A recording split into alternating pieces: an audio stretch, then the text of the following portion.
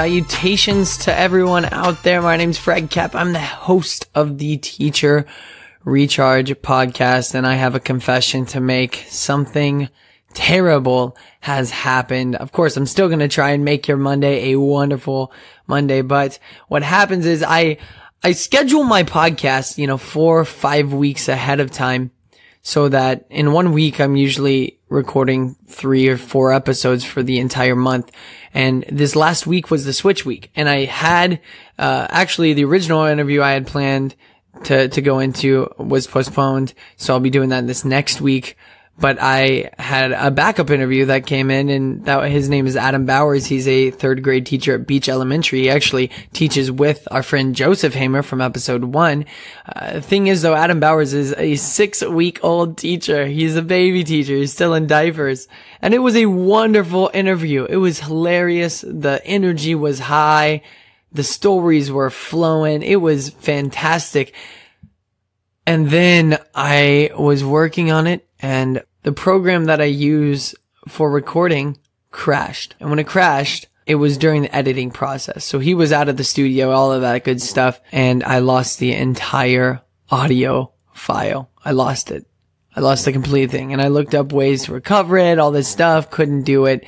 And so I called my dad, and he was like, well, were you working on the original? And I was like, yes. And blah, blah, blah. One thing leads to another. And I learn, right? Because in my opinion, there's 2 ways to learn. There's one with a mentorship or someone to teach you, such as you that are listening to this. Teach students every single day. By the way, respect. That's the whole point of this podcast, is to serve you. And then there's this school of hard knocks where you just gotta learn from taking an uppercut in the face. And that is what happened this week. I lost the file. It is what it is. But doesn't mean I can't still hit you with some premium content. By the way, we will get Adam Bowers on the show. He'll probably be next week's episode. I just have to get him back over to the studio to record a completely new episode. Hopefully he's a good sport about it. He should be. He's a great guy. And I promise you will love him. You will absolutely love this guy. I'm hyping him up, so he better not mess up the second interview, because I messed up the first one. So hopefully second time is a charm in this case. But I apologize for that.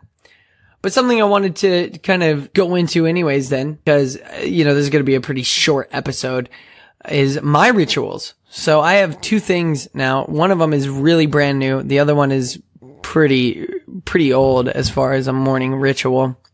And the first one I have is I like to take my dog on a walk. Emma and I just got a dog. Her name's Lady. They said she was 5 years old. She might be a little younger. She's super small. I think she's like a multi-poo or something like that. One of those things that ends in poo, which she tries to eat, which is disgusting. But anyways, I wake up in the morning and I like to take her for a walk. That gets me outside. It gets me some fresh air. Gets me a little tiny bit active, which is just enough to kind of wake up my brain. And I've found that it's actually really relaxing, especially because we live right next to a lake, so you're able to see the lake in the morning. One of the things I've really liked about this lake is when you get up in the morning, especially now that we're into fall, you have that fog over a lake. I don't know if you've ever seen this, but there's like fog over a flippin' lake, and in the morning, like when the temperatures are different, like from the water and the air.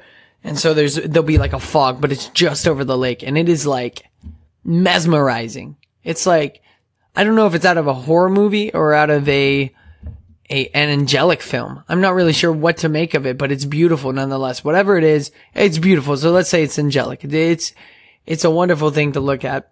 So that is something that I look forward to every morning now. I mean, sometimes she has to, and I mean, Lady has to jump on me and lick my nose and stuff just to get me out of bed. But once I get out of bed, I don't regret it. It's an awesome way to do it. And then something else that I've had a ritual of doing for a very long time now is I like to eat a nice breakfast. I think breakfast is the most important meal of the day.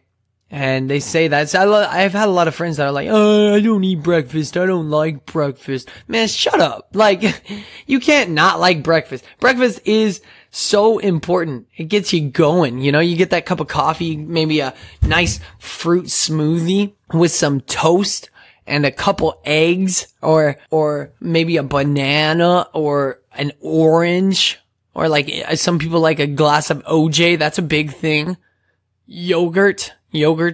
I like yogurt. Maybe even an avocado. Maybe you're one of those people that takes a spoon to an avocado and eats that. Sometimes I'm that person. Ooh, a bagel or a bagel or whatever the heck it is, whatever you call it. Those are good. Anything. Man, I love breakfast. I just love it. I'd eat it every breakfast and lunch. I wouldn't eat dinner, cause I need dinner. I like dinner. I like my dinners. I like spaghetti and meatballs. You know, I'm not gonna have that for breakfast. So I'd probably keep the dinner, but I could have breakfast for breakfast and lunch. Easy. Yeah, that'd be easy. Super simple. So I get up every morning and I like to try and make myself a nice breakfast. If I can get up in time to actually make it. If not, I still go with the oats. I still go with the hot oats. Because technically that's like the best way you can wake up to. So oats with a little tiny bit of sugar and maybe a little bit of, honey on it. Honey is a really good energizer. So it just gets you going. With the energizers, speaking of energizers, if I get a 5-hour energy in me, it turns into a 10-hour energy. I don't know. Maybe it's something in my blood. I don't know. I get a 5-hour energy and it lasts way too long. Maybe it's all in my head, or maybe I'm just that energetic naturally. I mean, I've been talking for like 6 minutes now, nonstop. I mean, seriously though, a 5-hour energy, it gets to me. It like gets in my bloodstream or something like that. It's weird. I try and limit those because they're so dangerous for me. And I don't mean like dangerous I mean, they could be dangerous to my health. I don't really know. But more like dangerous to everybody else around because, you know, I'm going to be bouncing off the walls if I have a 5-hour energy. Coffee's not the same with me. Coffee calms me down. Coffee focuses me, but a 5-hour energy, game over. Game over for the rest of the day. I'll be on cloud nine. Like I'll be running through the streets. I don't know. That's just my experience with it. Maybe you want to try that out. If you're feeling super tired today, go in. They're expensive as heck. They're like $3.30 for one little tiny 5-hour energy, but I'll be danged if it doesn't do the trick. A little story from this last week. I'm coaching the younger girls that I coach. So I coach a group of 2010, 2009 girls. And I coach a group of 2007 girls. And I'm coaching the 09s and 10s. And I guess I had forgotten to wear my wedding ring to practice. And that is a big no-no. And I get it. That's a big no-no anyways. But, you know, it's such a small thing. And I don't like sleeping with it. I don't know why. I don't like sleeping with the wedding ring. It just kind of doesn't feel right on my hand. And I know that sounds horrible, but it's really not. It's just uncomfortable when I sleep. So like, if you're judging, like, you're really overthinking this. But I guess I had forgotten to put it on that morning or something. So I show up to practice after I went to high school practice and nobody says anything about it. Go to my 09, 010 practice, or 09, 2010 practice.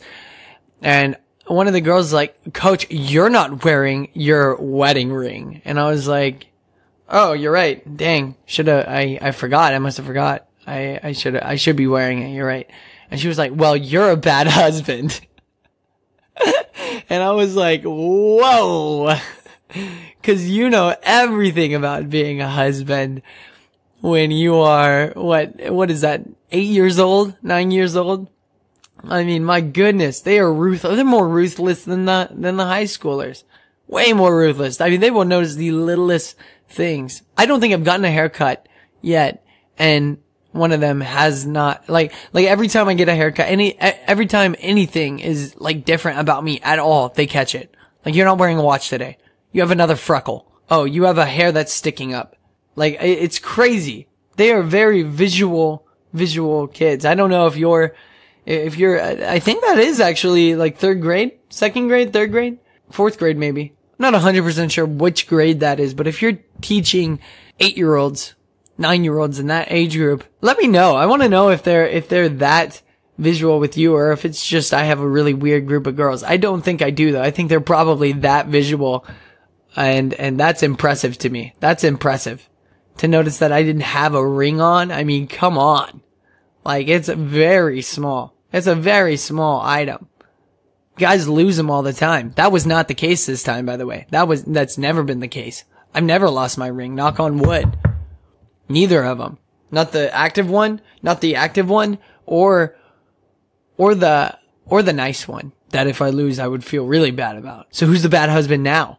Little girl. Anyways, hey, I apologize for not getting you a full episode. I will get that to you next week. I have lots of people on slate, talking with Dr. Danny Brassel. We're talking with Blair Husted from Oklahoma.